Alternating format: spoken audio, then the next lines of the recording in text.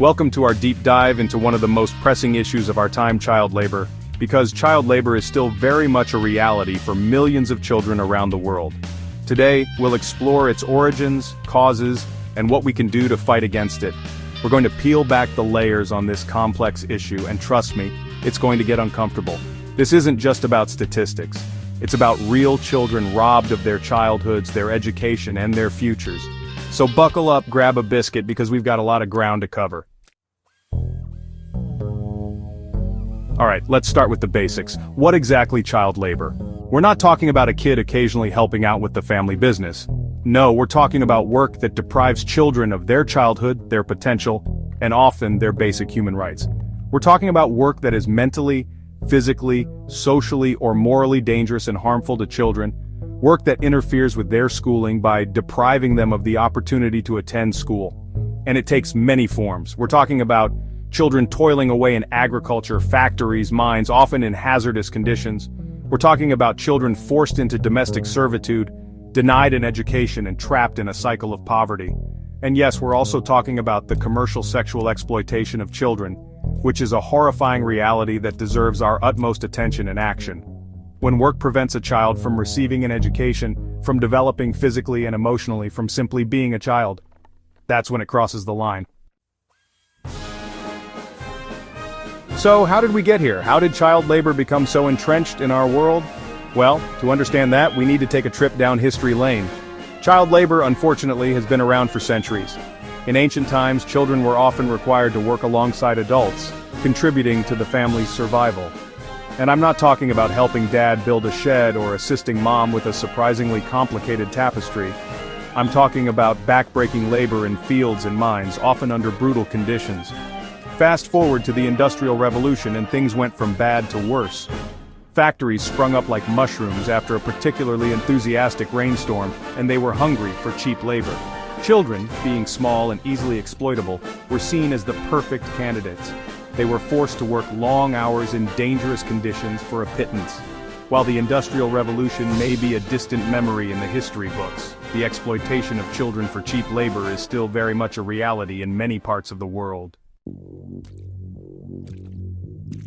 Now, let's talk about the root causes of child labor, because if we're going to tackle this issue, we need to understand the why behind the what.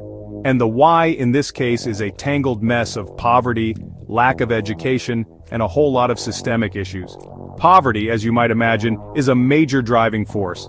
When families are struggling to put food on the table, children are often forced into work to contribute to the household income. It's a heartbreaking reality, but it's important to remember that poverty itself is a symptom of larger systemic issues. Then there's the lack of access to education. In many parts of the world, education is either unavailable or unaffordable, particularly for children from marginalized communities. Without education, children are more likely to end up in low-paying, exploitative jobs. And let's not forget about other factors like conflict and displacement, which can uproot families and make children even more vulnerable to exploitation. It's a complex issue with no easy solutions, but understanding the causes is the first step towards creating meaningful change. Chapter 4, Global Hotspots Where Child Labor Thrives. Now you might be thinking, okay John, child labor is bad, we get it, but where exactly is this happening? Is it just a problem in far-off lands with unpronounceable names? And to that I say, first of all, there's no need to be culturally insensitive. Second, the answer is a resounding no. Child labor is a global issue, and it's happening everywhere, even in countries with seemingly strong labor laws. But there are certain regions where it's particularly rampant, where the problem is so deeply entrenched that it's practically woven into the fabric of society.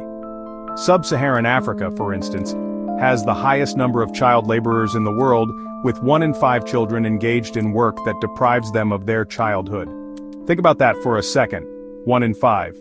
Asia and the Pacific also have alarmingly high rates of child labor, particularly in sectors like agriculture, manufacturing, and construction.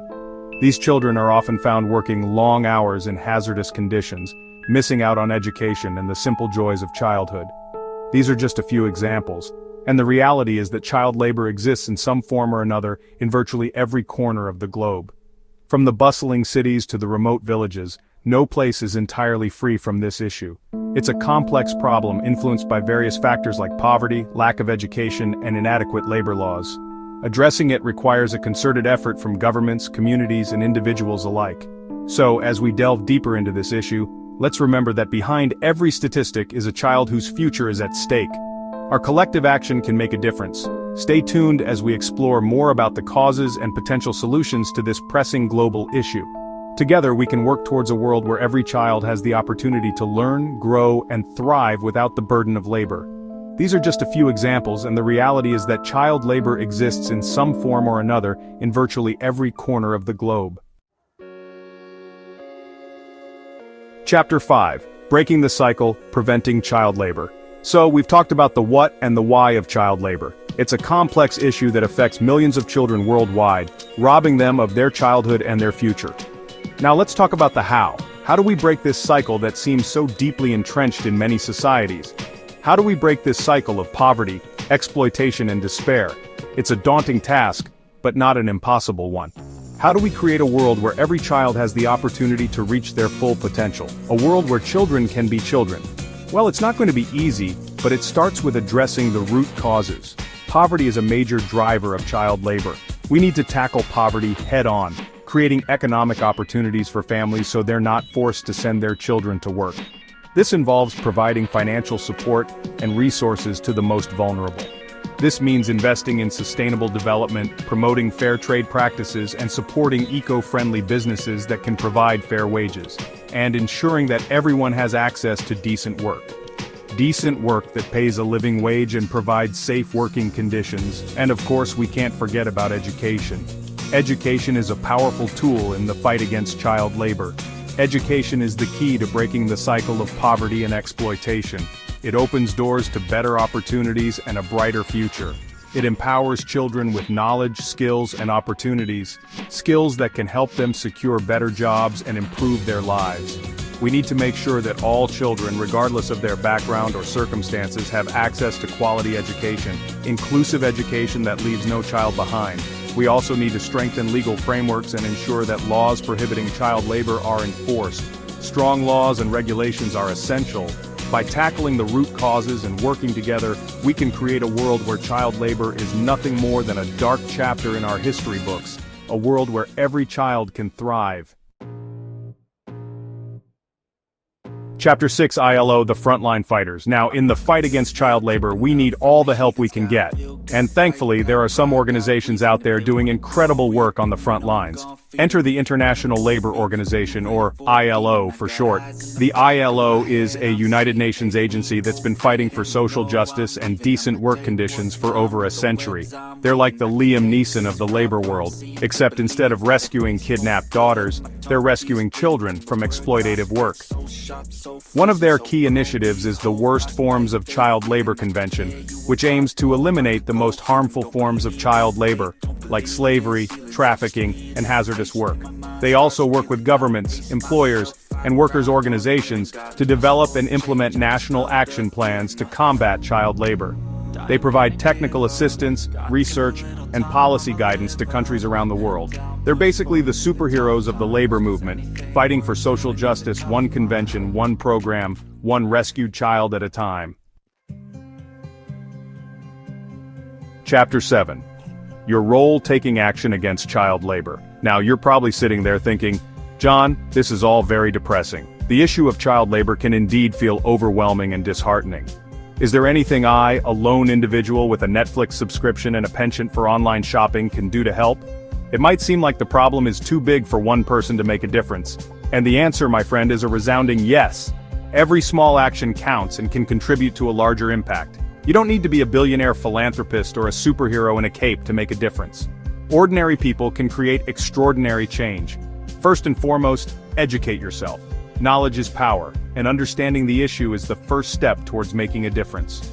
The more you know about the issue, the more empowered you are to take action.